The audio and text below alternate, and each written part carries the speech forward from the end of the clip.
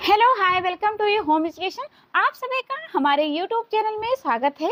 जैसा हम सबको पता है कि कोई भी एग्ज़ाम देने से पहले हमें सिलेबस को देखना पड़ता है या फिर हम देखते हैं, फिर हम एग्ज़ाम की तैयारी करते हैं। लेकिन आपकी तैयारी सब्जेक्ट के सिलेबस से आपकी तैयारी पूरी नहीं हो सकती जब तक किसी भी एग्ज़ाम की मॉडल पेपर को हल नहीं करोगे। अब आप सोचोगे कि वो कैसे, तो मेरे प्यारे प्यारे स्टूडेंट, एक ही सब्जेक्ट के आप कई एग्ज़ाम देते हो, यानी कि अलग अलग एग्ज़ाम को देते हो। जैसे कि आप होम साइंस से आप नेट देते हो, एलटी देते हो, जीआईसी देते हो, टीजीटी पीटी देते हो, कई तरह से एग्ज़ाम आप देते हो। लेकिन आपने नोटिस किया होगा कई जो हमने यहाँ पे एग्ज़ाम के नाम लिए हैं उनमें जो क्वेश्चन का लेवल होता है, पैटर्न होता है, अलग अलग होता है। आप नेट का एग्ज़ाम देने जाते हो, लेकिन अगर आपने मॉडल पेपर टीजीटी पीटी का हल किया है तो आप वहाँ पे कर ही नहीं पाओगे, क्योंकि आपने जो मॉडल पेपर देखा था आपने टीजीटी पीटी का देखा था। तो अलग अलग एग्जामों के जो अलग अलग पैटर्न होते हैं, इसीलिए आपको मॉडल पेपर जो होते हैं बहुत ज़्यादा आपको सिलेक्शन दिलाने के लिए भूमिका अदा करते हैं। तो आज यहाँ पे जो क्लास होने वाला है वो मॉडल पेपर का होगा 2013 का जो होगा, यानी कि जो एग्ज़ाम आपका हुआ था 25 जनवरी 2015 को हुआ था। तो वही क्वेश्चन यहाँ पे आप देखने वाले हो। हमने 1 से लेकर के 20 क्वेश्चन आपको ऑलरेडी करा दिया है, क्योंकि हमने आपको डीपली उसमें बताया था कि इस क्वेश्चन का कैसे कैसे क्या हो सकता है। ठीक है, यानी कि 4 ऑप्शन है, चारों ऑप्शन में हमने आपको क्लियर कर दिया था। उसी सीरीज को आगे बढ़ाते हुए हम आज 21 क्वेश्चन से आप शुरू करने वाले हैं। अगर आपने पीछे वाला क्लास यानी कि जितना 1 से लेकर के 20 क्वेश्चन आपने नहीं हल किया है तो मैं उस वीडियो का लिंक डिस्क्रिप्शन बॉक्स में डाल दूंगी या फिर कमेंट बॉक्स में, आप वहां से क्लास को प्राप्त कर लेना। क्योंकि मॉडल पेपर ऐसे होते हैं जो हमने अभी क्या बताया, आपको सिलेक्शन दिलाने के लिए बहुत ज़्यादा रोल अदा करते हैं। चलिए क्लास को शुरू करते हैं बिना देरी के, क्योंकि हमने 1 से लेकर के 20 कर लिया है तो हम 21 से शुरू करते हैं। चलिए देखते हैं हमारा 21 क्वेश्चन आपसे क्या पूछ रहा है। चलिए देखते हैं क्या पूछता है। चलिए अब स्टार्ट करते हैं क्वेश्चन को लेकर के। देखिए आपके पास क्वेश्चन 20 नंबर का है। आपसे ये पूछा जा रहा है कि निकट दूर क्रम में क्रियात्मक विकास होता है। ऑप्शन ये है सिर से पैर की ओर, बी ऑप्शन है सिर से छाती तक, सी ऑप्शन है केंद्र से परिधि की ओर, डी ऑप्शन होता है छाती से की पैर की ओर। चलिए छाती से पैर की ओर, चलिए इसका राइट आंसर आप बताएंगे। मैंने आपको ये होमवर्क दिया था, बहुत सारे स्टूडेंट ने इसका राइट आंसर भी दिया था। चलिए मैं 20 का यहाँ पे राइट आंसर बताती हूँ कि क्या होगा। निकट से दूर क्रम क्रियात्मक विकास जो होता है वो होता है केंद्र से परिधि की ओर होता है, यानी कि हमारा 20 का राइट आंसर होगा C option is the correct answer. चलिए हम 21 नंबर से क्वेश्चन स्टार्ट करते हैं, क्योंकि हमने 20 नंबर का जो क्वेश्चन है हमने आपको होमवर्क दिया था। अब यहाँ पे देखिए आपसे पूछा जा रहा है कि पार्कर के अनुसार मानव व्यवहार के प्रेरणात्मक मूल हैं। ऑप्शन ये है आराम, स्वास्थ्य, खेल, बी ऑप्शन है प्रेम, ज्ञान की इच्छा, महत्वाकांक्षा, सी ऑप्शन है उपयुक्त सभी, डी ऑप्शन होता है उपयुक्त में से कोई नहीं। मैं क्वेश्चन को पढ़ते चलती हूँ, अगर आप इसका जवाब मेरे बोलने से पहले आपको देना है तो आप वीडियो को रोक दो, उसके बाद आप क्वेश्चन को आप आंसर चुन लो, फिर मैं जब बताऊंगी तो आप मिलान कर लेना। ठीक है, चलिए हम इसका राइट आंसर आपको बताते हैं। जब तक आप सोचो, पहले आप ये समझो कि आपसे ये क्वेश्चन किस वाले टॉपिक से, किस वाले ब्रांड से पूछा गया। तो ये पार्कर जो बात होती है, यानी कि जो मूल वाला बात है, ये आप होम मैनेजमेंट जो पढ़ते हो, मोटिवेशन फैक्टर यानी कि प्रबंधन के उत्प्रेरक तक या फिर प्रेरक जो तत्व होते हैं, वैल्यू हो गया आपका, ठीक है, गोल, स्टैंडर्ड, ये वाला टॉपिक आपने पढ़ा होगा ना। तो उसमें जो पार्कर के अनुसार, यानी कि पार्कर ने क्या किया है, मानव को व्यवहार को नियंत्रित करने के लिए मूल्य को बताया है। यानी कि उनके पास क्या होना चाहिए, आराम होना चाहिए, उनके पास क्या होना चाहिए, स्वास्थ्य होना चाहिए, खेल होना चाहिए, प्रेम होना चाहिए, ज्ञान की इच्छा होना चाहिए, महत्वाकांक्षा होना चाहिए, सुख होना चाहिए, बुद्धिमत्ता होना चाहिए, विवेक होना चाहिए, स्वास्थ्य होना चाहिए, कला होना चाहिए, तकनीकी होना चाहिए, कार्यकुशलता होना चाहिए, संतो, ये सब क्या बताए थे पार्कर ने, जो मानव के व्यवहार को नियंत्रित करते हैं। तो यानी आपका जो सी ऑप्शन हो जाता है करेक्ट हो जाता है, क्योंकि पार्कर ने इन सभी की बातें की, यानी मानव व्यवहार को प्रेरणात्मक मूल्य में ये सभी ऑप्शन सही हो जाते हैं, यानी कि आराम, स्वास्थ्य, खेल, प्रेम, ज्ञान की इच्छा, महत्वाकांक्षा, यानी कि आपका सी ऑप्शन करेक्ट हो जाता है। चलते हैं अगले क्वेश्चन की तरफ। अब यहाँ पे देखिए 22 नंबर का क्वेश्चन आपसे पूछा जाता है कि केक बनाने की क्रिया आटे को 2-3 बार छाना जाता है। क्यों छाना जाता है? ऑप्शन ए है उपस्थित रेशों को हटाने के लिए, बी ऑप्शन है आटे की स्वच्छता सुनिश्चित करने के लिए, सी ऑप्शन होता है भली भांति वायु के परिवेश के लिए, डी ऑप्शन होता है उपयुक्त में से कोई नहीं। यानी कि आपसे ये क्वेश्चन पूछा गया है कि जब केक को बनाया जाता है तो उसमें आटे को 2-3 बार क्यों छाना जाता है? तो उसमें रेशे को हटाने के लिए नहीं छाना जाता है, उसमें स्वच्छता को सुनिश्चित करने यानी कि उसमें जो गंदगी है उसको हटाने के लिए नहीं किया जाता है। उसमें क्या किया जाता है? वायु को प्रवेश कर, यानी कि उसमें देखो आप केक जब खाते हो तो थोड़ा स्पंजी होता है। क्यों होता है? क्योंकि जब आटे को बार बार छानते हैं ना तो उसमें वायु प्रवेश कर जाता है। देखो आटे को जब बार बार गूंथोगे, बार बार उसको छानोगे ना तो बार बार क्या हो जाएगा, उसमें हवा भरता जाएगा, इसलिए जब उसको दबाओगे तो स्पंजी हो जाएगा। ठीक है, तो आपका जो 22 का जो राइट आंसर होगा वो सी ऑप्शन करेक्ट हो जाता है, यानी कि हम सी ऑप्शन को चुन लेते हैं। चलते हैं अगले क्वेश्चन की तरफ। हमारा 20 का सी ऑप्शन करेक्ट हो जाता है। अब देखिए यहाँ पे 30 नंबर का क्वेश्चन आपसे पूछा गया है। आपसे ये कहता है, इसको पहले हम आपको रंगीन कर देते हैं क्योंकि आपको सही से दिखाई दे। ठीक है, अब देखिए कह रहा है कि प्रसार शिक्षा के सिद्धांत प्रसार कार्यकर्ता को सक्षम बनाते हैं, यानी कि जो एक्सटेंशन एजुकेशन में जो प्रसार कार्यकर्ता यानी कि प्रसार का जो काम कर रहा है वो इसमें जो क्वालिटी को सक्षम बनाते हैं वो कौन से टॉपिक होते हैं?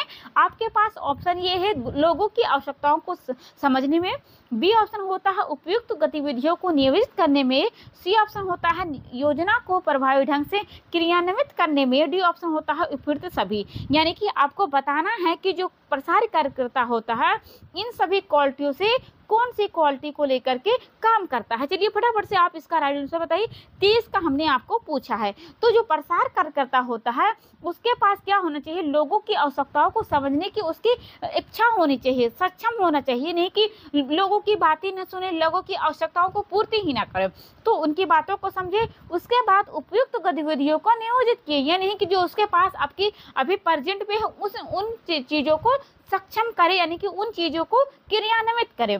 योजना को प्रभावी ढंग से क्रियान्वित, यानी कि जो उसने योजना बनाया है काम करने के लिए उसको पूरी तरह से प्रॉपर तरीके से की, यानी कि बीच में छोड़ के भाग जाए। तो आपका जो राइट आंसर होगा डी ऑप्शन करेक्ट हो जाता है, यानी कि हमारा डी ऑप्शन, यानी कि इन सभी को होना चाहिए कार्यकर्ता को सक्षम के लिए। ठीक है, हमारा सी ऑप्शन, हमारा डी ऑप्शन करेक्ट हो जाता है। चलते हैं अगले क्वेश्चन की तरफ। अब देखिए आपसे 24 नंबर का क्वेश्चन है। आपसे ये पूछा जाता है कि निम्नलिखित दृश्य एवं श्रव्य सामग्रियों में से कौन देश के विभिन्न स्थानों पर प्रयोग किया जाता है? ऑप्शन ये है कठपुतली, बी ऑप्शन है ग्राफ, सी ऑप्शन है पैम्फलेट, डी ऑप्शन होता है पाठ्य पुस्तक। चलिए आप इसका राइट आंसर बताएंगे तो क्या बताएंगे? आपसे क्वेश्चन यही पूछा जा रहा है कि जो दिखने में, यानी कि दृश्य मतलब कि दिखना, श्रव्य मतलब कि सुनना, तो जो दिखने वाले और सुनने वाले जो सामग्री यानी कि जो भी उपकरण आपके पास है, चाहे टीवी है, चाहे रेडियो है, कुछ भी है, तो कौन सा ऐसा देश है, यानी कि कौन से ऐसे देशों में जो विभिन्न स्थानों, यानी कि कोई भी देश ले लो, हर जगह की बात करता है, जो आपका प्रयोग करने जाने वाला एक सामग्री है जो आंखों से दिखाई भी देता है और कानों से सुनाई भी देता है। तो आपका पैम्फलेट सिर्फ आपको दिखाई देगा, यानी कि एक बुक की तरह होता है, इसमें आवाज़ें नहीं होती। जैसे आप बुक पढ़ते हो, टीजीटी पीजीटी का एग्जाम की तैयारी कर रहे हो तो आप बुक पढ़ते हो तो ये विजुअल होता है, यानी कि आपको दिखाई देता है, आप सुनते नहीं हो ना, आपका ऑडियो नहीं दिखाई सुनाई देता है। आप ग्राफ बनाते हो, देखो जैसे आप किसी का मैप बना रहे हो तो आपको सुनाई नहीं देता है ना, वो बोलता नहीं ग्राफ कि मैं यहाँ से बिलोंग करता हूँ, यानी कि मेरा यहाँ पे उत्तर प्रदेश है, राजस्थान है, ये नहीं कहता। आप लिखते हो तब आपको दिखाई देता है, तो वो क्या होगा, दृश्य होगा। लेकिन आपको दृश्य और श्रव्य सभी बता रहा है, पाठ्य पुस्तक होगा। तो ये सब क्या होते हैं, ये सब दृश्य सामग्री होते हैं। सिर्फ ए ऑप्शन का छोड़ करके बाकी क्या है, सब दृश्य सामग्री हैं। लेकिन जो आपका कठपुतली है ये दृश्य, यानी कि आपको कठपुतली देखते नहीं, इसे थोड़ा कार्टून के यानी कि गुड्डा की तरह होता नहीं है, हाथों में ऐसे डोरी लगाए होते हैं, उसको नचाते हैं, सॉन्ग भी बजता है। ठीक है, तो ये दिखता भी है और आपको सुनाई भी देता है, यानी कि कोई कहानी लेकर के आपके सामने प्रेजेंट करते हैं ना, तो दृश्य भी होता है और आपका श्रव्य भी होता है, कठपुतली जो है। तो आपका 24 का जो राइट आंसर होगा वो A option is the correct answer हो जाता है। चलते हैं अगले क्वेश्चन की तरफ। अब देखिए 25 नंबर का क्वेश्चन है। आपसे पूछा जा रहा है कि निम्नलिखित में से खनिज तंतु कौन सा है? ऑप्शन ये है ग्लास, बी ऑप्शन होता है एस्बेस्टस, सी ऑप्शन होता है नायलॉन, डी ऑप्शन होता है एसीटेट। चलिए बताइए जो खनिज तंतु यानी कि खनिज जो रेशा होता है वो 4 ऑप्शन में से कौन सा होता है। देखिए, जब रेशे का वर्गीकरण आप करते हो ना, तो उसमें 2 तरीके से किया जाता है। एक होता है लंबाई के आधार पर और एक होता है स्रोत के आधार पे। लंबाई के आधार पे यानी कि स्टेपल हो गए और आपका फिलामेंट हो गया। तो फिलामेंट क्या होता है, लंबा रेशा होता है, यानी कि कृत्रिम जगत के जिसने जो मनुष्य ने बनाया, जैसे आपका हो गया, आपका पॉलिस्टर हो गया, अरलान हो गया, डक्रान हो गया, नॉयलान हो गया, ये सब कैसे होते हैं, ये कृत्रिम जगत के रेशे हो गए। इसके अलावा रेशम भी आपका होता है फिलामेंट, और इसका जो मेजरमेंट होता है वो किया जाता है माप मीटर में किया जाता है। किसमें किया जाता है, वो किया जाता है मीटर में किया जाता है। ठीक है, ठीक लंबाई के आधार में जो दूसरा प्रकार होता है यानी कि स्टेबल होता है, वो छोटा रेशा होता है। ये रेशम को छोड़कर जितने प्राकृतिक जगत के जो रेशे होते हैं वो होते हैं आपके स्टेबल होते हैं, और उसका जो मापन किया जाता है किसमें किया जाता है, इंच में किया जाता है। ठीक है, किसमें किया जाता है, इंच में किया जाता है। लेकिन आप जब स्रोत के आधार पर करते हो तो उसमें 2 तरीके से किया जाता है। एक होता है आपका प्राकृतिक और दूसरा आपका होता है नेचुरल होता है। यानी कि प्राकृतिक में आपके 3 आते हैं, एक होता है वनस्पतिक, एक होता है प्राणिज और एक होता है खनिज। यानी कि जो आपका खनिज तंतु है, ये स्रोत के आधार में जो प्राकृतिक रेशा होता है उसमें काउंटिंग होता है। तो जो खनिज तंत्र यानी कि जो खुदाई करके निकाला गया है, तो खुदाई करके जब निकालते हो तो सोना निकालते हो, चांदी निकालते हो, यही सब तो निकाला जाता है, एस्बेस्टस हो। तो इस ऑप्शन में से जो राइट आंसर होगा वो आपका बी ऑप्शन हो जाएगा, यानी कि आपका एस्बेस्टस राइट होगा, जो अग्निरोधक होता है। ठीक है, तो आपका 25 का जो राइट आंसर होगा वो कौन सा होगा, आपने अगर चुन लिया है बी ऑप्शन तो बिल्कुल करेक्ट चुन लिया है। नायलॉन आपका क्या होता है, ये आपका रसायन वाला रेशा होगा, यानी कि कृत्रिम जगत के रेशे में होता है। एसीटेट भी आपका क्या होता है, ये कृत्रिम जगत का रेशा होगा। यानी कि 25 का जो हमारा राइट आंसर होगा वो कौन सा होगा, B option is the correct answer बन जाता है। चलते हैं अगले क्वेश्चन की तरफ। अब यहाँ पे देखिए 26 नंबर का क्वेश्चन है, आपसे ये पूछा जाता है कि निम्नलिखित में से कौन युग्म सुमेलित नहीं है। ऑप्शन ये है रक्ताल्पा, लौह तत्व का निम्न अंतर्ग्रहण, बी ऑप्शन है मेरिस्मस निम्न ऊर्जा अंतर्ग्रहण, सी ऑप्शन होता है क्वाशियोरकर निम्न प्रोटीन अंतर्ग्रहण, सी ऑप्शन होता है स्कर्बी निम्न विटामिन B12 अंतर्ग्रहण। चलिए फटाफट से आप इसका राइट आंसर बताएंगे। तो आप क्या बताएंगे, मेरे बोलने से पहले आपको इसका जवाब देना है। देखिए यहाँ पे जो आपका दिया गया है ऑप्शन ए वाला, आप सभी जानते हो कि खून की कमी हो गई है, यानी कि इसका आपके शरीर में आयरन की कमी हो गई, यानी कि लौह तत्व की कमी हो गई। तो आपने अगर आपने ग्रहण नहीं किया है लौह तत्व का, तो आपको रक्तकालता हो जाएगा, यानी कि खून की कमी है। तो आपका ये ऑप्शन सही हो जाता है, यानी आपको नहीं पूछा गया है, तो आपका ये तो सही है। ठीक है, बी ऑप्शन है देखिए मेरिस्मस, यानी कि निम्न ऊर्जा अंतर्ग्रहण, यानी कि आपका जब आप यानी कि आपका यहाँ का कार्बोहाइड्रेट पूछा गया, यानी कि कार्बोहाइड्रेट अगर आपने ग्रहण नहीं किया है तो आपको मेरिस्मस हुआ, बिल्कुल राइट है। मेरिस्मस जो बीमारी होती है प्रोटीन और कैलोरी यानी कि प्रोटीन और ऊर्जा की कमी से होने वाला मेरिस्मस रोग होता है, जो नवजात से 1 साल के बच्चों में होता है। तो आपका ये भी सही हो जाएगा। सी वाला ऑप्शन देखिए क्वाशियोरकर निम्न प्रोटीन अंतर्ग्रहण, यानी कि क्वाशियोरकर जो बीमारी होती है ये आपका प्रोटीन से होने वाला बीमारी, यानी कि प्रोटीन से कमी से होने वाली एक बीमारी होती है, जो क्या होता है क्वाशियोरकर बीमारी छलकता है। अब यहाँ पे देखिए डी ऑप्शन, देखिए यहाँ पे मिला है डी ऑप्शन का स्कर्वी से निम्न विटामिन B12 अंतर्ग्रहण, यानी कि आपने बहुत कम विटामिन B12 का ग्रहण किया है तब आपको स्कर्वी बीमारी हो, लेकिन ये आपका ऑप्शन गलत हो जाता है, यानी आपका ये सही ऑप्शन हो जाता है। क्यों, क्योंकि स्कर्वी जो बीमारी होता है वो विटामिन सी की कमी से होने वाला बीमारी होता है, और जो विटामिन B12 की कमी से होने वाला बीमारी होता है उसे कहा जाता है पर्नीशियस एनीमिया कहा जाता है, यानी कि विटामिन B12 को रासायनिक नाम क्या होता है, साइनोकोबालमिन होता है। ठीक है, तो आपका राइट आंसर हो जाएगा वो डी ऑप्शन करेक्ट हो जाता है, यानी कि विटामिन सी से स्कर्वी रोग होता है, ना कि विटामिन B12 से होता है।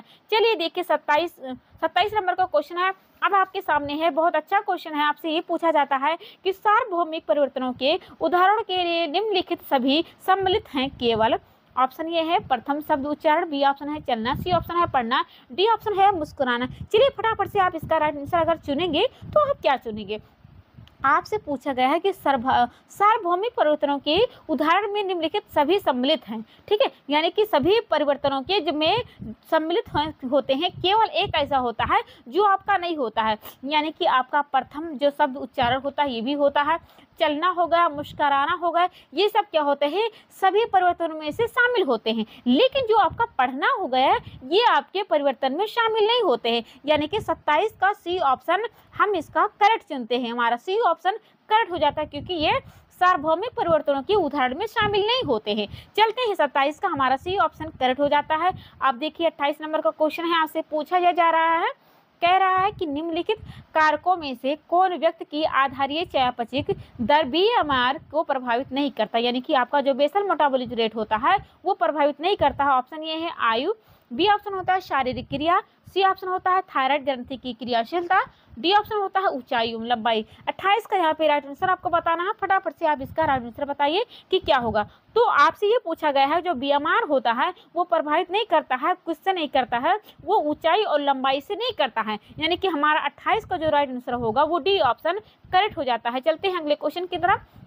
आप देखिए 29 नंबर का क्वेश्चन है, आपसे ये पूछा जा रहा है कि डॉट डॉट है आवश्यक है कैल्शियम एवं फास्फोरस के उपयोग एवं धारण के लिए। ऑप्शन ये है विटामिन ए, बी ऑप्शन होता है विटामिन सी, सी ऑप्शन होता है विटामिन डी, डी ऑप्शन होता है विटामिन के। यानी कि कौन ऐसा जो आपका यहाँ पोषक तत्व होता है जो कैल्शियम और फास्फोरस से मिलकर के कार्य करते हैं। ठीक है, तो आपका यहाँ पे 29 का जो राइट आंसर होगा वो आपका होगा विटामिन डी होगा, यानी कि विटामिन डी, कैल्शियम, फास्फोरस ये तीनों मिलकर के आपका कार्य करते हैं। ठीक है, आपके शरीर में अगर इनकी विटामिन डी की कमी हो गई तो आपको कैल्शियम का बीमारी दिखेगी, फास्फोरस की दिखेगी, यानी कि किसी एक की कमी होने पे इन दोनों की कमी दिखाई देगी। तो इन तीनों का मिलकर के ही क्या होता है, कार्य संपन्न होता है। तो 29 का जो राइट आंसर होगा वो C option is the correct answer बनता है। चलते हैं अगले क्वेश्चन की तरफ। आप देखिए फ्लैश कार्ड से क्वेश्चन पूछा गया, यानी कि एक्सटेंशन एजुकेशन से क्वेश्चन पूछा गया है।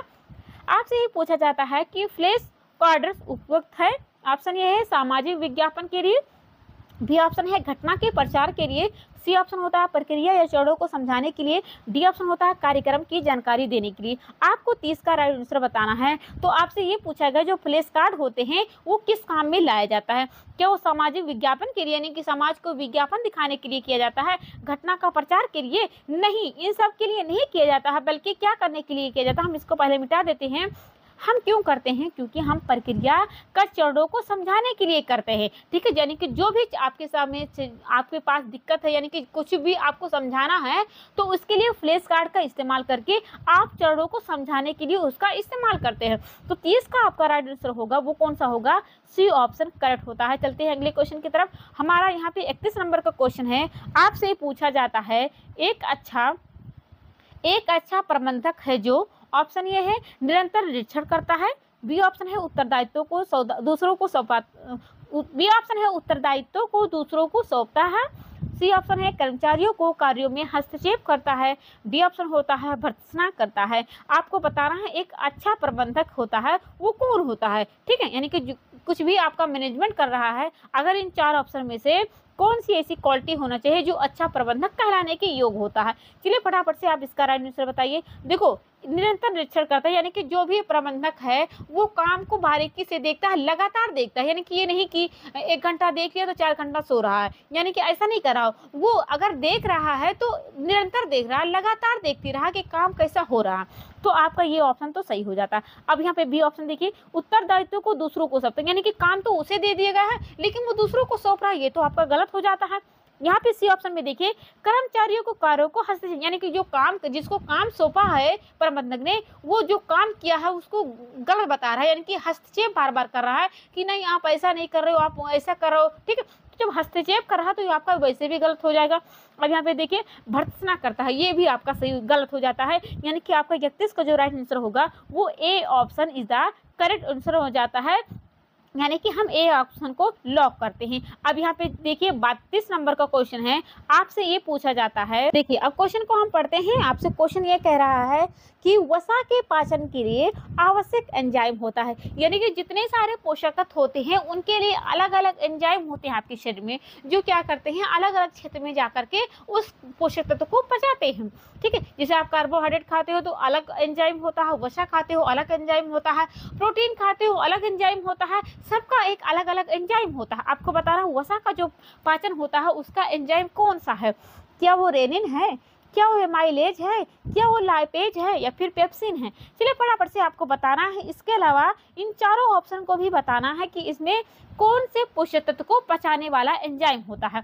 ठीक है, वसा का हम यहाँ पे आपको बताते हैं कि वसा को जो पाचन करता है वो आपका करता है लाइपेज एंजाइम करता है। ठीक है, लेकिन जो आपका रेनिन है उसके बारे में भी जान लो। रेनिन क्या होता है, दूध का प्रोटीन जो होता है वो रेनिन होता है। यानी कि रेनिन क्या होता है, एक प्रोटियोलाइटिक एंजाइम होता है जो शिशु के गैस्ट्रिक जूस में पाया जाता है, जो क्या करता है, रेनिन को पचाता है। ठीक है, यानी कि रेनिन क्या करता है, एक एंजाइम होता है जो दूध का प्रोटीन होता है, बच्चों में एक गैस्ट्रिक जूस में पाया जाता है। ठीक है, अब यहाँ पे देखिए एमाइलेज लिखा है। एमाइलेज किसका पाचन करता है, तो कार्बोहाइड्रेट का पाचन करता है। यानी कि आपके कार्बोहाइड्रेट में जो लार में पाया जाता है, लार एंजाइम को क्या कहते हैं, आप टाइलिन कहते हो। ठीक है, तो क्या करता है, कार्बोहाइड्रेट को पचाने वाला एमाइलेज होता है। आप यहाँ पे देखिए पेप्सिन, पेप्सिन क्या होता है, पेप्सिन भी आपका एक एंजाइम होता है जो प्रोटीन को पचाता है। ठीक है, आपका यहाँ पे सभी टॉपिक क्लियर हो गए होंगे, चारों ऑप्शन। यानी कि रेनिन क्या होता है, ये बच्चों में पाया जाता है, जो दूध का गैस्ट्रिक जूस में पाया जाता है। पेप्सिन के बारे में आपने क्या जाना कि प्रोटीन को पचाता है। एमाइलेज के बारे में क्या जाना आपने, कार्बोहाइड्रेट को पचाता है। लाइपेज के बारे में आपने क्या जाना है कि वसा को पाचन करता है। तुम्हारा 32 का जो राइट आंसर होगा वो कौन सा हो जाएगा, C option is the correct answer बन जाता है। चलते हैं अगले क्वेश्चन की तरफ। 32 से आप 33 क्वेश्चन देखिए। अभी आपके सामने 33 नंबर का क्वेश्चन है। गिलफोर्ड के मॉडल के अनुसार मानव बुद्धि को विभाजित किया जा सकता है। ऑप्शन ए है 60 कारकों में, बी ऑप्शन है 120 कारकों में, सी ऑप्शन होता है 180 कारकों में, डी ऑप्शन होता है 220 कारकों में। आपको बताना है कि इसके जो गिलफोर्ड के मॉडल में जो मानव बुद्धि को विभाजित किया गया है कितने कारकों में विभाजित किया जाता है। आपको सबसे पहले जानना पड़ेगा कि गिलफोर्ड की ये कौन से टॉपिक में ये बातें कही गई है। तो आपने जहाँ पढ़ा होगा ना बुद्धि का सिद्धांत, तो उसमें आपने देखा होगा त्रिआयामी बुद्धि का सिद्धांत, जिसके प्रतिपादक जो होते हैं गिलफोर्ड जी होते हैं। तो उसमें 3 आयामों की बात की थी गिलफोर्ड ने। आपसे भी क्वेश्चन पूछा जा सकता है कि गिलफोर्ड ने कितनी आयामों की बात की है। आपको बताना है 3 आयामों है। सबसे पहला आयाम आपका होता है, उसे कहा जाता है मेंटल कंटेंट, यानी कि सामग्री विषय वस्तु, जिसमें कितने होते हैं, 5 होते हैं। उसके बाद में दूसरा आपका होता है मेंटल प्रोडक्ट, यानी जिसे हिंदी में कहा जाता है उत्पाद, उसमें कितने होते हैं, 6 होते हैं। तीसरा आपका होता है मेंटल ऑपरेशन, यानी कि प्रक्रिया जो होता है, जिसमें कितने होते हैं, 6 होते हैं। अब आप 5, 6 को जब गुणा करोगे तो आपका क्या आएगा, इसको हम पहले मिटा देते हैं तब आपको समझाते हैं फिर से। ठीक है, अब आपके पास हमने क्या बताया था, 5 बताया था, फिर गुणे 6 बताया था, फिर गुणे 6। अब आपको जब इसे को गुणा करोगे तो कितना आएगा, 180 आएगा। यानी कि गिलफोर्ड ने क्या किया था, 180 तरह की बुद्धि की बात की थी। तो कितना आपका हो जाएगा, ऑप्शन सी ऑप्शन करेक्ट हो जाएगा। यानी कि आपका 180 इसी में तो आता है, तो आपका सी ऑप्शन 33 का जो राइट आंसर होगा, सी ऑप्शन करेक्ट हो जाता है। चलते हैं अगले क्वेश्चन की तरफ। अब यहाँ पे आपका टॉपिक क्लियर हो गया होगा। चलिए देखिए, अब यहाँ पे क्वेश्चन क्या पूछा गया है। क्वेश्चन ये कहता है कि खमीरीकरण बढ़ाती है। ऑप्शन ये है पाचनशीलता, बी ऑप्शन होता है विटामिन ए, सी ऑप्शन होता है कैल्शियम, डी ऑप्शन होता है कुल प्रोटीन। खमीरीकरण बढ़ाती है, क्या बढ़ाती है आपको बताना है। तो आपको ये बताना है 34 नंबर का क्वेश्चन कि अगर कोई भी आप खाद्य पदार्थ को जब खमीरीकृत करते हो तो उसमें पाचनशीलता क्या हो जाती है, बढ़ जाती है। ठीक है, पाचनशीलता आपकी बढ़ जाती है, यानी कि 34 का आपका ए ऑप्शन करेक्ट हो जाता है। चलिए अब देखिए, अब यहाँ पे देखिए 35 नंबर का क्वेश्चन आपसे पूछा जाता है कि बालकों के घर छोड़ने एवं आत्मनिर्भर होने के बाद प्रारंभ होने वाली पारिवारिक जीवन चक्र की अवस्था है। ऑप्शन ये है स्थापत्य काल, बी ऑप्शन होता है पुनर्व्यवस्था काल, सी ऑप्शन होता है प्रक्षेपण काल, डी ऑप्शन होता है अवकाश प्राप्ति काल। आपको बताना है कि जब बालक घर को छोड़ देते हैं, वो खुद से आत्मनिर्भर होते हैं, तो उसमें उसके बाद में पारिवारिक जीवन की कौन सी अवस्था का शुरुआत होता है। आपको बताना, आपने पढ़ा होगा पारिवारिक जीवन की जो अवस्थाएं होती हैं, 3 अवस्थाएं होती है। पहले को कहा जाता है प्राथमिक अवस्था, दूसरी को कहा जाता है विस्तृत अवस्था, तीसरी को कहा जाता है संकुचित अवस्था। प्राथमिक अवस्था की बात करें तो उसमें बालक मतलब कि अभी जन्म नहीं लिया, यानी कि जो भी नवविवाहित लोग होते हैं वो प्राथमिक अवस्था में काउंटिंग हो, यानी कि जिसका नया नया विवाह होता है। इसमें स्थापित काल होता है, स्त्री पुरुष का विवाह होता है, समायोजन का काल होता है। ठीक है, तो आपका प्राथमिक तो अवस्था आपका नहीं होगा। विस्तृत अवस्था में समझ लो, इसमें क्या हो जाता है, शिशु का आगमन होता है, यानी कि पहला बच्चा पैदा होता है। उसके बाद में जो पैदा हुआ है उसके बाद जितने सारे बच्चे ठीक है, माँ से जो भी संतान उत्पत्ति हुए हैं, तो उसमें जितने सारे बच्चे हैं, जो पहला बच्चा होता है वो जाकर के आत्मनिर्भर हो जाता है, वो होता है आपका विस्तृत अवस्था होती है, जितनी सारी शिक्षा होती हैं वो आपकी विस्तृत अवस्था में। लेकिन जो आपकी तीसरी अवस्था होती है संकुचित अवस्था में, ये जो अवस्था होती है इसमें कहा जाता है सेवानिवृत्ति की अवस्था, यानी कि जो लास्ट वाला बच्चा है वो जब घर छोड़ देता है वो आपका होता है सेवानिवृत्ति। यहाँ पे पूछा गया है कि बालकों के घर छोड़ने, यानी कि ये बात नहीं हुई है कि कौन सा बच्चा, मतलब पहला बच्चा या छोटा बच्चा, लेकिन आपको इतना पता होना चाहिए कि बालकों यानी कि घर छोड़ दिया है, यानी कि सब लोग जितने सारे बच्चे हैं घर छोड़ दिए हैं, अब सिर्फ माता पिता बचे हैं। तो इसका मतलब क्या होगा, पुनर्व्यवस्था काल होगा, यानी कि फिर से जो माता पिता हैं उनकी दोबारा जीवन शुरुआत हो गई, यानी कि फिर से अपने क्या होते हैं अलग सा रहन सहन शुरू हो गया, क्योंकि बच्चे जो थे अपना अलग अलग आत्मनिर्भर हो गए, अपना अलग अलग रहने सहने लगे। तो उनका जो माता पिता हो गए वो क्या हो गए, सेवानिवृत्ति में अपना समय व्यतीत करने की, भोजन में मतलब कि अपना भजन करने लगे, जो भी उनका शौक था अपना शौक पूरा करने लगे। तो आपका यहाँ पे पुनर्व्यवस्था यानी कि दोबारा, जैसे आप पढ़ते हो नहीं, सुनते नहीं हो, पुनर्विवाह होता है यानी कि दोबारा विवाह, तो पुनर्व्यवस्था यानी कि दोबारा उनकी व्यवस्था काल शुरुआत हो जाती है। तो 35 का जो राइट आंसर होगा वो कौन सा हो जाएगा, आपका B option is the correct answer हो जाता है। चलते हैं अगले क्वेश्चन की तरफ। आप देखिए क्या पूछा गया था, 36 नंबर का क्वेश्चन है, निम्नलिखित में से कौन कार्य सरलीकरण से संबंधित नहीं। ऑप्शन ये है बजट चार्ट हो जाए, ठीक है, बजट चार्ट, बी ऑप्शन होता है प्रक्रिया चार्ट, सी ऑप्शन होता है फ्लो चार्ट, डी ऑप्शन होता है परिचालन चार्ट। आपको बताना है कि जो कार्य सरलीकरण होता है उसमें कौन सा संबंधित चार्ट नहीं है, यानी कि कौन कार्य सरलीकरण में आप पढ़ते हो ना, समय व्यवस्थापन, धन व्यवस्थापन, ठीक है, तो उसमें जो पढ़ते हो कार्य सरलीकरण में, यानी कि काम को कैसे आसान किया जाए, वही आपका होता है कार्य सरलीकरण होता है। तो कार्य सरलीकरण में आप तकनीक को पढ़ते हो, यानी कि होती है औपचारिक होता है, एक होता है अनौपचारिक, यानी कि अनौपचारिक को क्या कहा जाता है, पेन पेंसिल कहा जाता है। तो औपचारिक में बहुत सारी तकनीक होती है, जैसे आपका साइकिल हो गया, आपका माइक्रो मोशन हो गया, मेमो मोशन हो गया, स्टॉप हो गया। आप अनौपचारिक में पढ़ते हो ऑपरेशन चार्ट पढ़ते हो, प्रोसेस चार्ट पढ़ते हो, मल्टीमेन चार्ट पढ़ते हो, पाथवे चार्ट पढ़ते हो, लेकिन आप बजट चार्ट नहीं पढ़ते हो। तो आपका प्रक्रिया चार्ट भी हो गया, फ्लो चार्ट हो गया, परिचालन चार्ट हो गया, ये सभी हो जाते हैं। 36 का जो राइट आंसर होगा वो कौन सा होगा, ए ऑप्शन करेक्ट हो जाता है, यानी कि बजट जो चार्ट होता है वो आपके कार्य सरलीकरण से संबंधित चार्ट नहीं होता है। तो हमारा 36 का ए ऑप्शन करेक्ट होता है। आप चलिए देखिए 37 क्वेश्चन है आपके सामने। अब यहाँ पे देखिए पूछा गया है क्वेश्चन, डॉट डॉट डॉट के अनुसार किशोरावस्था तनाव एवं तूफान की अवस्था होती है। ऑप्शन ये है स्टेनहॉल, बी ऑप्शन होता है राज, सी ऑप्शन होता है अरस्तु, डी ऑप्शन होता है हरलॉक। यानी कि किस चार ऑप्शन में से ऐसे कौन से हैं लोग जिसने क्या कहा, किशोरावस्था को जो समय होता है वो तूफान और तनाव की होता है। तो आपको क्या बताना है, स्टेनहॉल ने क्या किया है, ये ऐसे मनोवैज्ञानिक हैं अमेरिका के जिन्होंने क्या किया है, किशोरावस्था तनाव और तूफान की अवस्था होती है। यानी कि 37 नंबर का क्वेश्चन आपका राइट आंसर होगा, ए ऑप्शन करेक्ट होगा। आप चलिए 38 नंबर का क्वेश्चन आपके पास है, देखिए क्वेश्चन बहुत अच्छा आपके पास है।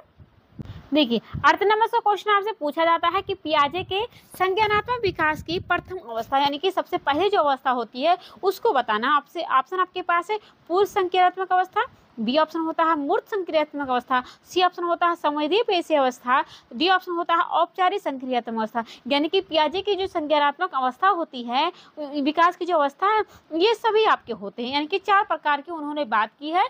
इसमें से आपको बताना है कि कौन सबसे पहले होता है। आपको बताना है संवेदी पेशी जो अवस्था होती है, यानी कि जिसका टाइम पीरियड होता है जन्म से लेकर के 2 वर्ष का होता है, ठीक है। तो आपका यहाँ पे बताना है जन्म से लेकर के 2 वर्ष, यानी कि संवेदीगामक अवस्था होता है। दूसरा आपका पूर्व संक्रियात्मक अवस्था होता है, उसका टाइम होता है 2 से लेकर के 7 वर्ष होता है। उसके बाद में तीसरा जो आपका होता है, यानी कि 7 से लेकर के 11 वर्ष का जो समय होता है आपका होता है मूर्त संक्रियात्मक अवस्था। और जो लास्ट वाला होता है यानी कि औपचारिक संक्रियात्मक अवस्था, वो 11 से लेकर के 15 वर्ष का जो समय होता है औपचारिक संक्रिया, यानी कि सबसे लास्ट। आपसे सबसे पहला पूछा गया है तो आपको बताना पड़ेगा C option is the correct answer. चलिए अगला क्वेश्चन देखते हैं। अब देखिए आपके पास अगला क्वेश्चन है, आपके पास अगला क्वेश्चन है, देखिए 39 नंबर का क्वेश्चन आपसे पूछा जाता है, बुने हुए वस्त्र नीटिंग वस्त्र को आवश्यकता नहीं होती। ऑप्शन ये है धुलाई की, बी ऑप्शन होता है इस्त्री की, सी ऑप्शन होता है मोड़ की, डी ऑप्शन होता है इनमें से कोई नहीं। आपको बताना है कि बुने हुए वस्त्रों की नीटिंग वस्त्रों की आवश्यकता नहीं होती। इसका आपको होमवर्क में देती हूँ, आपको बताना है कि इसका राइट आंसर क्या होगा। अपनी क्लास को यहीं पे एंड करते हैं। अगर आपको अच्छा लगा हो तो प्लीज लाइक और सब्सक्राइब करना मत भूलिएगा। मिलते हैं कल एक नई क्लास में, तब तक के लिए take care and bye bye.